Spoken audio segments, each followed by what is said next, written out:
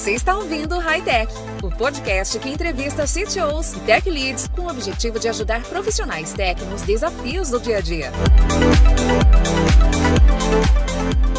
Olá pessoal, vocês estão no High Tech, podcast da Impulso para CTOs, Tech Leaders e profissionais de tecnologia próximos da gestão e liderança de times. Meu nome é Márcio Sena, sou CTO e diretor de comunidades aqui na Impulso, e nessa edição eu estou com o Caio Kobacho, Tech Lead e arquiteto de software da Viva. Caio, obrigado por aceitar o convite. Como você está? Quais são as suas expectativas aí quanto à nossa conversa e de onde você está falando aí? Opa, primeiramente, muito obrigado aí pela oportunidade de participar do podcast.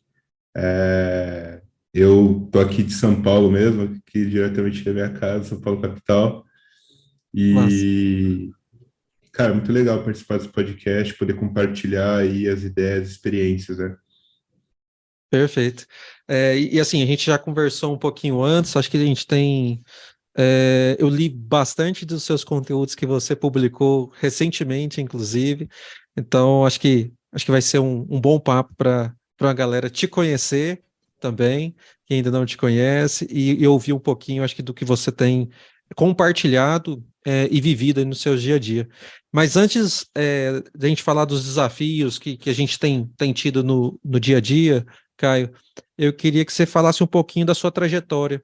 Como você chegou na posição que você está hoje na Vivo? Quais caminhos, assim, acho que que se destacaram, que você acha que faz sentido partilhar agora um pouquinho dessa sua trajetória? Bom, eu comecei, né, como a maioria ali, né, das pessoas que assumem esse papel como desenvolvedor, né? Então, lá atrás mesmo, quando eu tinha uns 17 anos, eu gostava muito de jogar, né? Então, eu sempre tive aquela coisa de enxergar um problema e tentar resolver ele, né? Acho que isso é algo que me ajuda muito hoje, né, nas minhas atividades. Então, na época aí, quando eu fui entrando nessa área, eu gostava de jogar, e o jogo que eu jogava, né, que era o Counter-Strike, ele tinha muitos trapaceiros ali no jogo, né? Muita gente usando. E aí aquilo me incomodava muito, né? E eu gostava de jogar ali, né? Aquelas ligas de campeonato, antes de conseguir jogar mais sério. E eu via que, pô, eles poderiam melhorar aquele sistema deles. E foi aí que eu enxergava ali. Eu enxerguei um problema e montei uma solução. Então, na época lá, eu fiz um sistema para burlar, né? Esse sistema lá deles e mandei um e-mail para eles falando, ó, consigo fazer desse jeito e tudo mais. E mandei para os caras. Depois, alguns meses depois eles me retornaram e gostaram da ideia e eu acabei fazendo parte ali do time na hora de propor ali esse novo sistema ali anti-trapaça para o jogo, né, dessa liga específica. E aí foi o meu primeiro contato ali, nessa parte de desenvolvimento ali mesmo, trabalhando ali para alguém, né? E aí, ali foi muito importante que eu pude aprender também como funciona a arquitetura de um sistema operacional, drivers, toda essa parte ali mais complexa ali do mundo da programação. E dali eu, né, vindo aqui trabalhar, era uma empresa de fora, lá da Europa, e aí aqui no Brasil eu comecei na parte de QA, né, de qualidade de software. Mas... Então, o que também agrega muito, porque hoje, quando eu vou olhar para uma solução, eu já penso nos testes que ela tem, se está faltando, como cobrar o time daquilo, né? Então, isso foi uma fase que ajudou muito ter atuado nessa parte que há. Aí depois eu voltei ali como desenvolvedor sênior, onde eu pude ter experiências ali com várias tecnologias, até mesmo Salesforce foi algo, acho que isso é algo muito importante da nossa área também, principalmente para quem está começando, é que você pode ter estudado o ano inteiro o JavaScript, mas você pode chegar num lugar e você tem que aprender Salesforce em uma semana. Isso é muito comum de acontecer, né? E foi o que aconteceu comigo na época, e aí o legal é você abraçar o desafio, querer aprender, que eu digo que compensa depois, né? Tanto no conhecimento como no leque de oportunidades. E aí, migrando dessa parte, fiquei ali no papel como engenheiro de software, né, em um banco. E aí, como engenheiro de software, você já consegue ter uma visão da solução como um todo, né? Às vezes o pessoal confunde, acha que pô, engenheiro de software e desenvolvedor é a mesma coisa. Na verdade, não é, né? Tem lugar que parece que coloca no mesmo balaio, né? Mas não é. Tem uma diferença ali. O desenvolvedor ele fica mais focado no desenvolvimento em si. O engenheiro ele tem que ter uma visão como um todo da aplicação, também desenvolver, né? Então, ali foi onde eu tive bastante contato com cloud, esse mundo de DevOps, que hoje eu atuo. Então, também foi extremamente importante para a minha carreira. E aí, agora, né, onde eu estou, próximo passo, aí eu vim aqui, comecei como arquiteto, aí o nosso time foi aumentando um pouco, aí passei a ser líder técnico desse time também, e assumindo aí essas duas funções. Então, sempre estar ajudando nas soluções, atuar como arquiteto, atuar como líder técnico. Pode acontecer isso também, né? Às vezes a gente vai achando que, pô, eu vou só fazer uma função. Não, na verdade, você vai fazer várias ali, desempenhar várias para que aquilo dê certo, né? Então, a gente tem que ter essa visão, olhar um pouco fora da caixa, né? Mas a minha Exato. trajetória até agora é basicamente isso aí, essas aventuras. Que massa, que massa. E assim, é muito comum, né, dentro do nosso dia a dia, e isso aconteceu comigo, isso acontece com várias pessoas que eu tenho conversado aqui também, que se há um ponto de conexão, muitas das vezes é como nós chegamos, que é muitas vezes os nossos times vão crescendo, e aí alguém tem que liderar esse time, e aí passa as responsabilidades que são não apenas a responsabilidade técnica, mas também, e não só, mas também uma responsabilidade de gerir aquelas pessoas que estão chegando, né? Então, e aí a gente começa a vislumbrar novos desafios que não são apenas os técnicos, que já são complexos o suficientes muitas vezes, mas que às vezes a gente, pelo nosso perfil, pelas nossas ambições ou pela nossa as características mesmo, habilidades que nós temos, nós vislumbramos e nos permitimos estar em algumas outras funções, né? Então, que massa, assim, isso também aconteceu comigo, e eu lembrando das últimas conversas que eu tive aqui no podcast também, com amigos, então, que massa encontrar alguns pontos de intersecção, e assim, curioso também, a gente falou muito de DevOps, né, antes aqui de começar a Sim. nossa gravação, e saber desse background seu de QA aí também é curioso, bem massa. Caio, e olhando do seu dia a dia aí, quais são os seus maiores desafios que você tem no seu time atual, aí na Vivo?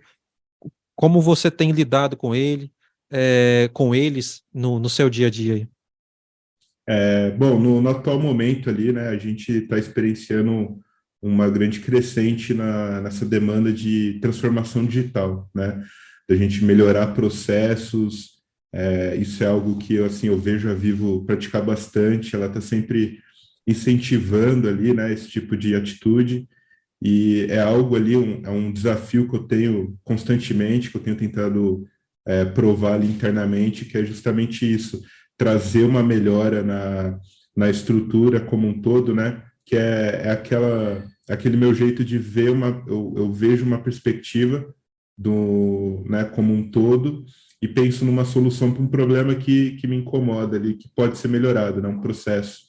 E é o que eu tenho tentando trazer aqui, né, na Viva, é um grande desafio que eu tenho aí pela frente. Que massa, massa. E como você tem, dentro desses desafios, como você tem lidado com eles, e o seu time especialmente, eles também visualizam isso? Você compartilha com eles? Como tem sido isso?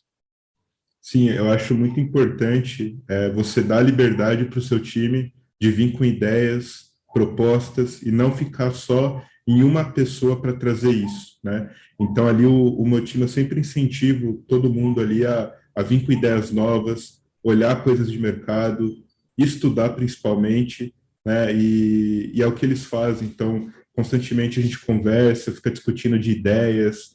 Pô, a gente pode mudar aquilo, pode melhorar aquilo. Isso é muito legal e é gratificante também para eles, né? Uhum. Então, é nessa linha. Mas, olhando aí para a cultura dos seus times, dos times que estão ao lado aí também desenvolvendo soluções, como tem sido aí a autonomia das tomadas de decisões? Se tratando de DevOps, a gente está falando muitas vezes de mudanças de estrutura, mudanças de infraestrutura, de arquitetura das aplicações para suportar, para estarem em compliance ali também com as soluções propostas e tudo mais. Como que essa autonomia é algo que já está estabelecido? Você acha que é um caminho a se construir aí no dia a dia? Ali, pelo menos na minha área, eu enxergo que a Viva ela tem várias. Cada área pode ser extremamente diferente da outra, né?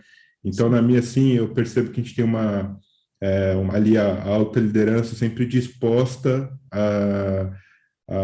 nesse tema de transformação digital, de querer inovar, né? Então, é óbvio que uma mudança, né? É isso mesmo, uma mudança vai precisar mudar a estrutura, políticas principalmente, né? Então, é algo muito complexo e que não é feito, né, rápido, não é feito numa sprint, né? Esse tipo de mudança. Então, é um desafio bem grande e que, assim, a gente vai conversando de área em área, né, de cargo a cargo, até chegar ali, de fato, a gente começar a implementar, né? Pelo menos é o plano que a gente traça aqui. Mas, e eu acho que é um trabalho bem bacana que acho que a gente se vê muitas vezes sendo um evangelizador, né?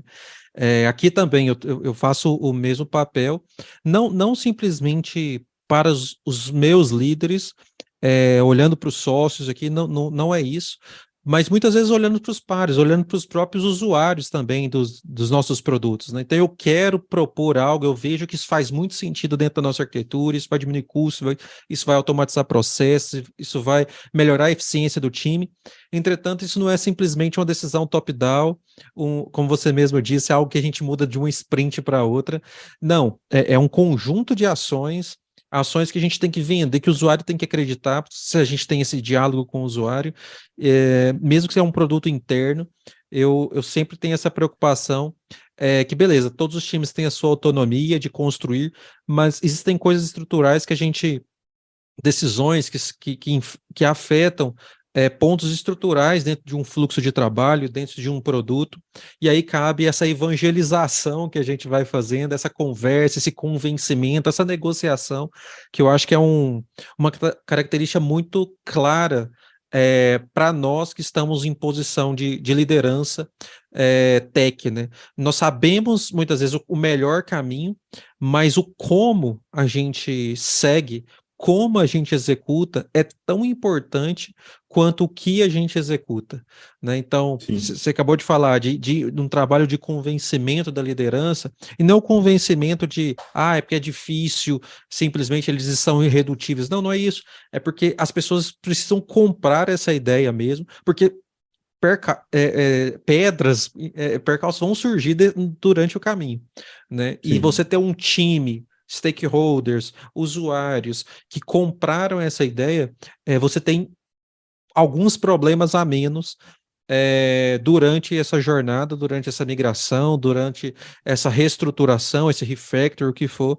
Então, não sei se faz sentido aí com o que você está no dia a dia, se você se vê também nesse papel de evangelista aí, de negociador aí, dessas camadas, não somente hierárquicas, mas também dos envolvidos ali, né? Sim, é perfeitamente isso mesmo, né? Às vezes a gente tem uma ideia muito legal, uma ideia boa, mas a gente tem que provar essa ideia, né? Como que ela pode ser boa. Tanto é que isso é algo que eu costumo fazer. Toda vez que eu vou levar uma ideia, eu levo uma POC do lado já, algo funcional. Então, quando é algo técnico, eu já construo uma POC, mostro ela e provo ali porque assim, quando você vê aquilo funcionando, é diferente, né? Porque os stakeholders, eles ouvem ideias diariamente, né? Ideias podem ser muito legais, agora difícil é você colocar ela em prática, né? Então, quando você já mostra aquilo ali funcionando, já te dá já te dá um caminho, uma possibilidade maior ali de você conseguir levar essa ideia para cima, né? Sim, sim, perfeito. Uma boa estratégia. Eu acho que é uma boa dica. Acho que é a gente levar algo, elementos mais palpáveis ali, Sim. palpáveis nesse mundo digital, é claro, mas elementos que as pessoas consigam vislumbrar melhor ali o que a gente está propondo. Não é um campo até identificar as restrições, já os débitos técnicos que podem existir nos primeiros momentos. Então, bem massa, e já quero levar isso como lição de casa aqui, porque tô no momento aqui de propostas também internas de um produto interno muito importante nosso.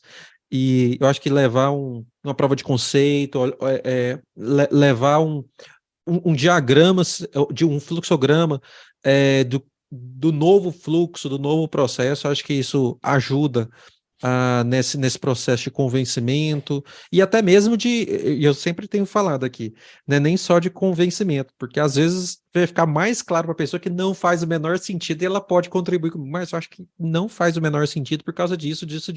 Eu acho que essa prova de conceito, algum diagrama, ele pode nos ajudar com isso, né, de falar, então não faz sentido mesmo essa proposta minha. Então, o trabalho é de convencimento, mas às vezes o convencimento é o contrário, é nos convencer que não deveríamos fazer nesse momento. E tudo bem Sim. também, né? É, Pensando em formação de times, Caio, eu sei que você está dentro de uma posição de liderança dentro de um time, então você também influencia bastante, passa por você as pessoas que estão no seu time, antes que elas entrem, né, de fato. Quais são as ações ou as principais características, na verdade, que você visualiza que essas pessoas têm que ter? Né? Você está não sei se no seu time só tem DevOps, só pessoas, ou se tem desenvolvedores, engenheiros de software, arquitetos de software, se você tem um time mais diverso, mas independente das funções, dos cargos, das expectativas, tem algo que alguma característica ou habilidade que fala, isso aqui as pessoas têm que ter, é algo que eu procuro nas pessoas. Eu acho que o mais importante é você querer aprender, né? Você está disposto a aprender, você tem a curiosidade para abraçar qualquer desafio, né?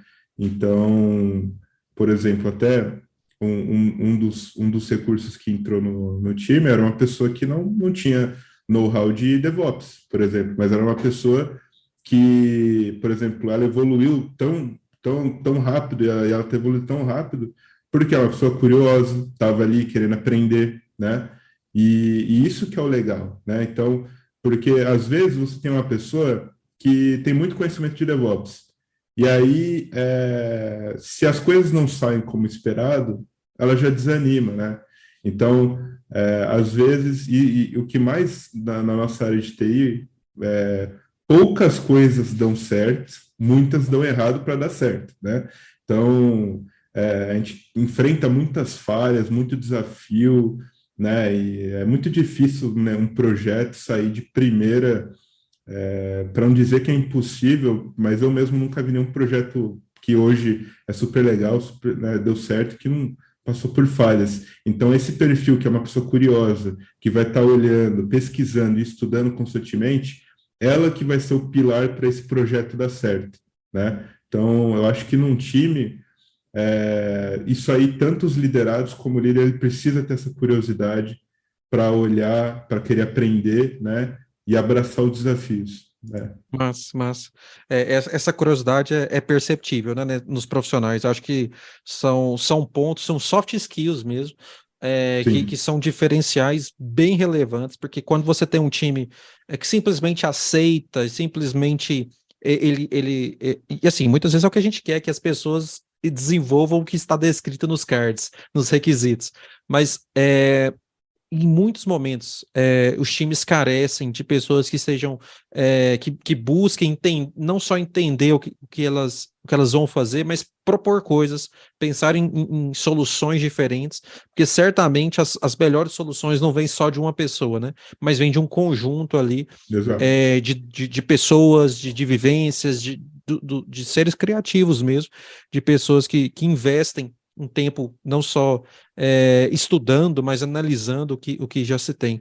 Bem massa, acho que esse é um ponto. E nós aqui na Impulso que trabalhamos selecionando pessoas, encontrando pessoas e depois disso acompanhando elas durante toda a alocação, durante todo o trabalho delas nas empresas, a gente vê muito isso. Esse é uma preocupação nossa, de entender os requisitos técnicos, mas também entender o cenário que essas pessoas estarão inseridas para saber se essas soft skills elas casam, se elas têm intersecção de fato. Que não adianta, eu preciso de um dev Angular ali, beleza, a gente vai encontrar, a gente vai ter 100 inscrições de pessoas que julgam atender os requisitos, mas aquela empresa, ela tem essas características, ela tem essa remuneração, ela tem essas políticas, e aí a gente vai entendendo que não são as 100 pessoas, mas são 15, são 20, são 30, e a partir disso a gente vai selecionando. Então, faz muito sentido essa análise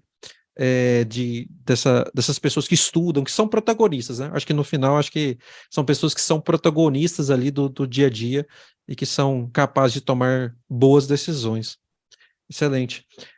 Tem um case aí, Caio, de sucesso, algo que você passou recentemente, pode ser na Vivo ou em outro lugar, e que faça sentido você destacar aqui como uma lição mesmo, né? Como uma partilha aqui para quem está nos ouvindo? Bom, teve um... Não foi na Vivo, foi em um outro lugar que eu trabalhei, onde a gente tinha um desafio ali de modernizar um sistema complexo, que era ali um executável, e por trás dele ele fazia um monte de procs, né? Não sei se você conhece, mas aquele monte de... Era extremamente complexo, travava muito, né? Então, foi ali que eu aprendi a importância de você conversar com o usuário, né? Você vai conversar, o usuário era uma pessoa de negócios, então, assim, você não tinha um conhecimento técnico. Então, isso é muito importante nesse case, que ele aborda algo que você leva, eu acho que, para a carreira, para qualquer área. É entender o usuário, entender o cliente, né? No meu caso, era um cliente interno. Mas se você está trabalhando num lugar onde você está lidando com o cliente final ali, entenda o cliente, né? Aonde você colhe o feedback do cliente. Isso é importante, né? Por exemplo, a gente tem plataformas, o Reclame Aqui, são coisas que, dependendo de onde você trabalha, eu sou desenvolvedor, eu vou ler o Reclame Aqui, é importante você ler essas coisas, e não, porque às vezes a pessoa lá que está montando os requisitos que vai te mandar, ela às vezes deixou passar alguma coisa, um detalhezinho que você pode ter pegado, né?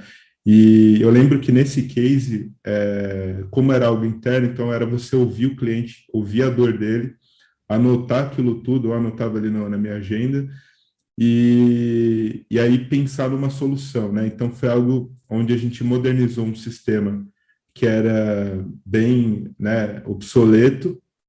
Então você mencionou Angular, foi um sistema em Angular, a gente usou ali para o front, usamos ali várias boas práticas ali, ainda em cloud privada, né? Mas ali a gente já tinha o objetivo daquele site ali ir para a AWS também, né? E isso é algo também bastante interessante. Hoje em dia a gente ouve falar de cloud e tudo, mas a gente tem que saber quando sugerir uma cloud, porque em muitos cenários o on-premises é melhor que a cloud. Existe esse cenário, né? Financeiramente falando. Por mais que pareça que não, mas às vezes a cloud privada, a cloud pública é muito mais cara do que você que já tem seu servidor lá funcionando. Então, às vezes, fazer as coisas o modo tradicional é o ideal, ou viver ali os dois mundos, né? Você não precisa ter tudo na cloud pública, mas também não precisa ter tudo numa cloud privada ou no on-premises da vida, né? Então, esse desafio, esse case foi onde eu aprendi essa diferença, onde eu pude ver que esse convívio ali dos dois mundos era importante. Foi também uma fase onde eu pude aprender bastante coisa e também ensinar, porque na época do meu time ali, só eu tinha conhecimento de AWS, que eu estava estudando para certificação, e então ali a gente tinha pessoas que estavam mais acostumadas com o modelo tradicional, né, tanto de desenvolvimento de software como de arquitetura, e aí você poder ter a oportunidade de ensinar essas pessoas, pelo menos para mim, foi muito importante na minha carreira, né? Porque eu mesmo tenho um perfil, eu acho que qualquer pessoa que quer assumir uma posição de liderança, desde liderança técnica até uma alta liderança, como um CTO, ele precisa querer ensinar, eu acho que ele tem que gostar de ensinar, mas também saber quando ele precisa aprender, né? Às vezes você é líder, mas um líder pode aprender com um estagiário, um diretor pode aprender com analista júnior, o conhecimento está em todas as camadas, né? Então isso é muito importante e eu aprendi muito isso nesse case. Massa, massa. E assim, eu acho que você já adentrou na minha última pergunta, é, a partir desse case, que é quais dicas você daria, né, para outros tech leaders, para CTOs, para pessoas que estão como desenvolvedores, engenheiros de software, mas que vislumbram, né, uma posição de gestão. Acho que você já falou um pouquinho aí dessa capacidade de aprender, de se mostrar suscetível a falar que eu não sei, né? Mas tem algumas outras dicas aí que você acredita que faça sentido e que você aprendeu bastante nessa transição aí recente? Eu acho assim, a comunicação é algo extremamente importante, né, para uma posição de liderança. Eu diria até que uma posição técnica mesmo, ela é importante.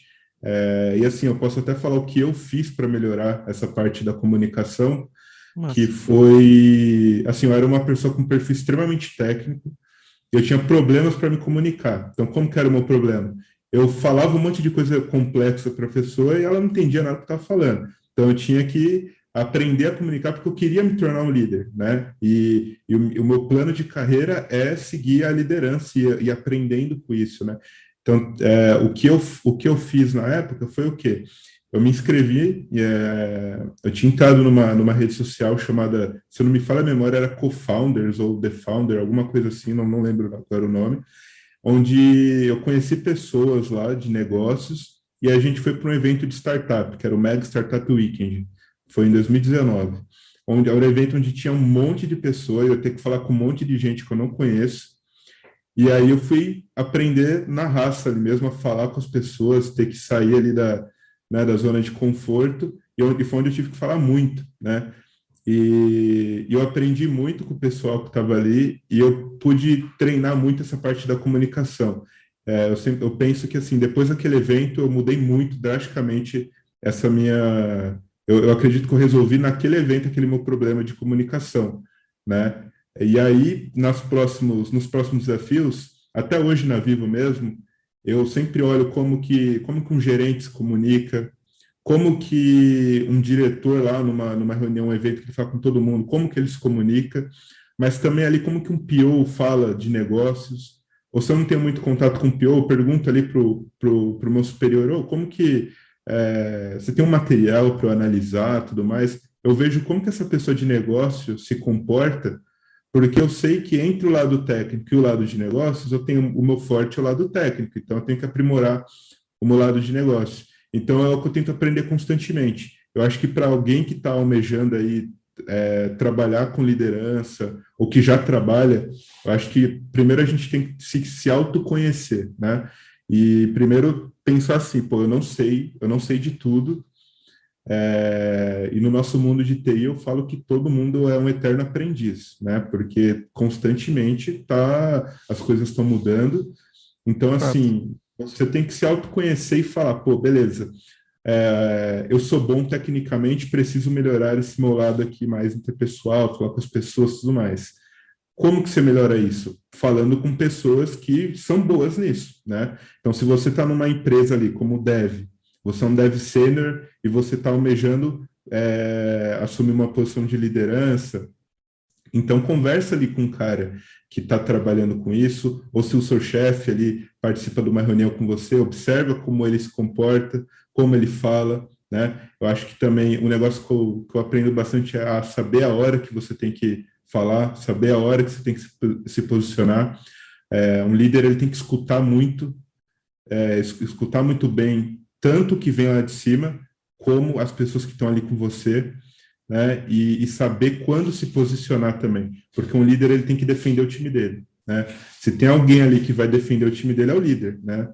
Então, ele tem que saber quando se posicionar, às vezes numa situação de uma apresentação, onde um liderado seu vai falar alguma coisa, mas às vezes ele se embanana, e aí você tem que saber a hora de você entrar lá e ajudar o cara. Assim, você não vai deixar o cara se afogar sozinho ali.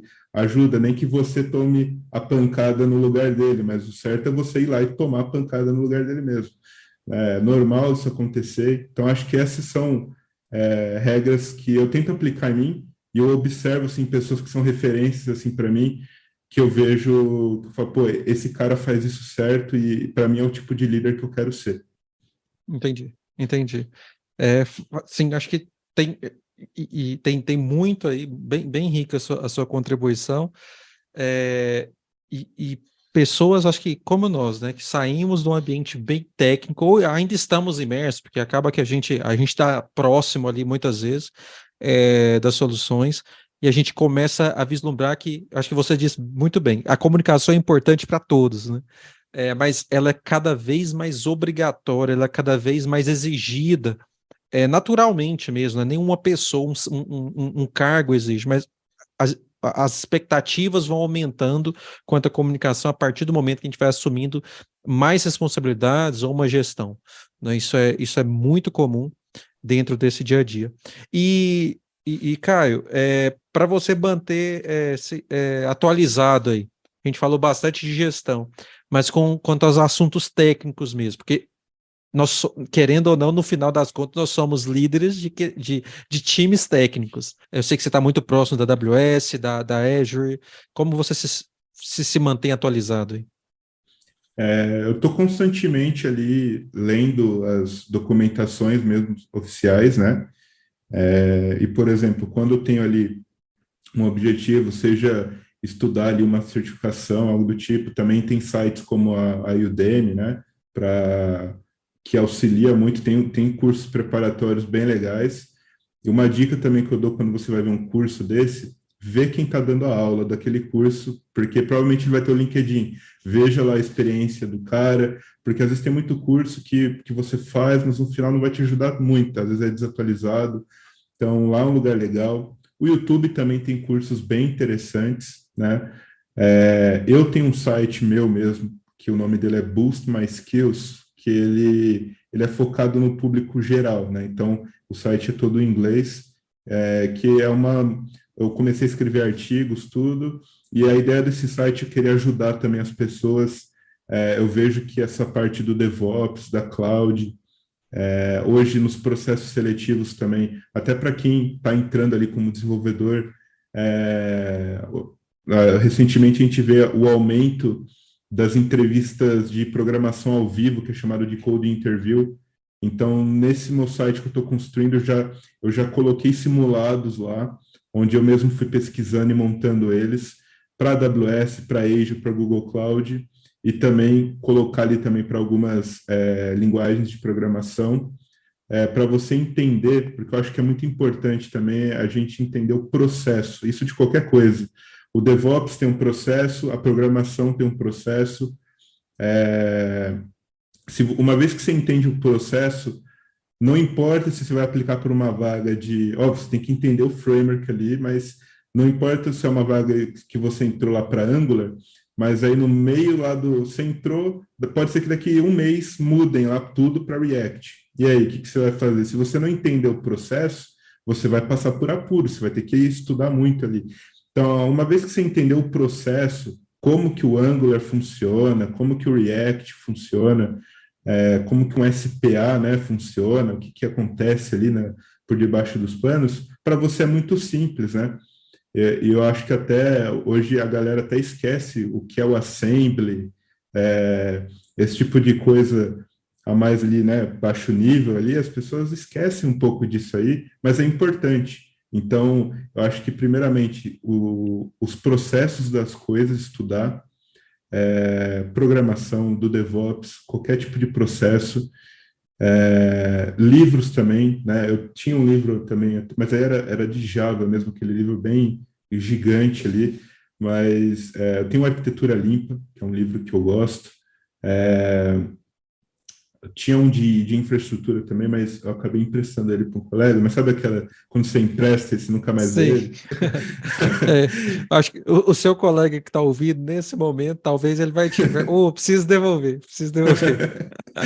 Boa.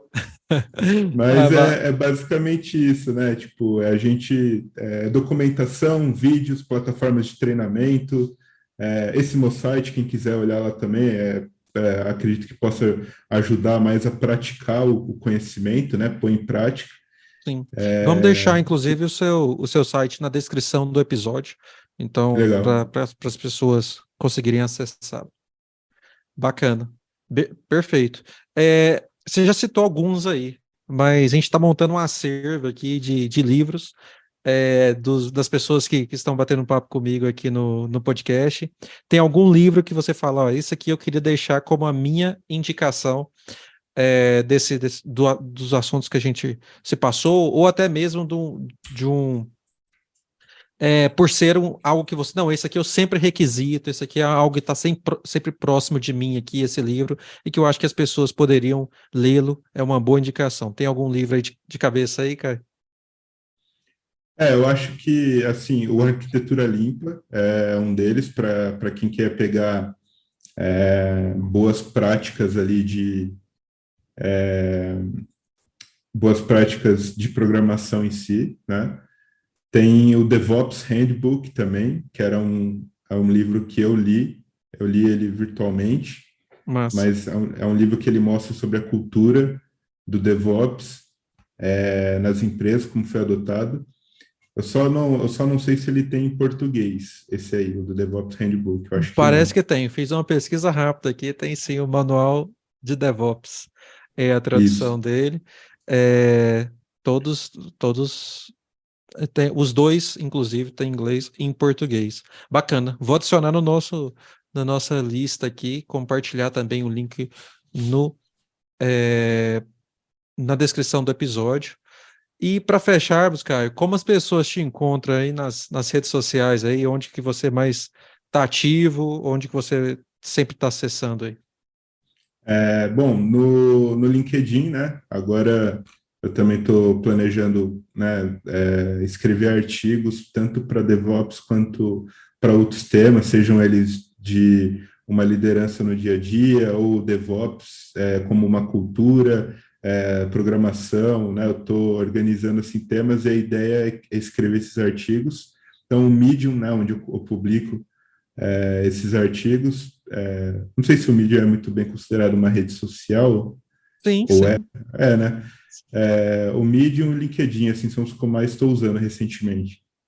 Bacana. E sempre vamos te procurar por Caio Kobacho, certo? Isso, Caio Eles Kobashi. vão te encontrar. Perfeito. Sim. Fechou. Caio, muito obrigado. Muito obrigado novamente aí por ter aceito o convite. Nós não nos conhecíamos antes. Li os seus posts, achei mega, inclusive, que você acabou de citar no Medium, achei eles relevantes mesmo para a comunidade de DevOps, mas para a comunidade de devs também, de profissionais de tecnologia. Você aceitou o convite, muito obrigado por partilhar conosco um pouco da sua experiência. Não sei se você tem mais alguma consideração final para a gente fechar de vez o nosso episódio. Não, só agradecer mesmo pela oportunidade de participar do podcast. Eu acompanhei os outros também, então eu acho que é de extrema importância para a comunidade de desenvolvimento, a comunidade de TI como um todo, né? Às vezes alguém que está numa área de negócios, uma área completamente diferente, pode ouvir o podcast, pode falar, pô, que legal essas experiências, eu queria trabalhar com isso, e isso pode literalmente mudar carreiras, então é muito importante mesmo. Que massa. Valeu, obrigado. Obrigado a todos que nos ouviram também até aqui. Espero que tenham curtido e até a próxima edição do High Tech. Valeu.